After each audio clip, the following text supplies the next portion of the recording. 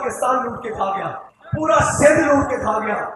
اور جناب سندھ کے بچوں کے حقوق، جوانوں کے حقوق، بزرگوں کے حقوق، سارا کچھ کھا کے بینک بیلنس بنائے، اور جب ذرا مشکل وقت آئے پھر ویل چیئر بھی آ جاتی ہے، پھر جناب وہ ہاتھ میں کھونڈی بھی آ جاتی ہے۔ یہ کوئی مسئلہ نہیں، انسان بیمار ہوتا ہے، لیکن ان کی بیماری بڑی سمجھدار ہے، جب کھیلے آتی ہیں ان کی بیماری ان کے اوپر آ جاتی ہے۔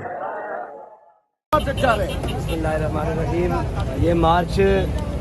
کراچی سے نکلا ہے اور انشاءاللہ اسلام آباد کی طرف اپنی منزل کی طرف رواں دوا ہے، اور جس طرح اہلیان سندھ نے اس مارچ کو مرحبا کہا ہے، اور جس طرح پھولوں کی برسات کی ہے، اور جس طرح محبت کا اظہار کیا ہے، لگ رہا ہے کہ انشاءاللہ اب سندھ انشاءاللہ لبیک کا قلعہ بنا ہے۔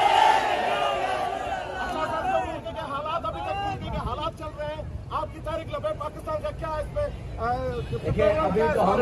یہ جو ملک میں حالیہ ایک گستاخیوں کی بدترین اور شدید ترین لہر چلی ہے اس کے خلاف، اور اس کے جو بھی کردار ہیں ان کو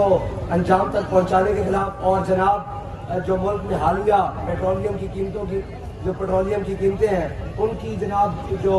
آسمان سے باتیں کر رہی ہیں، مہنگائی، چینی، آٹے کا جو بحران ہے، اور جو ملک میں لاقانونیت ہے، سیاسی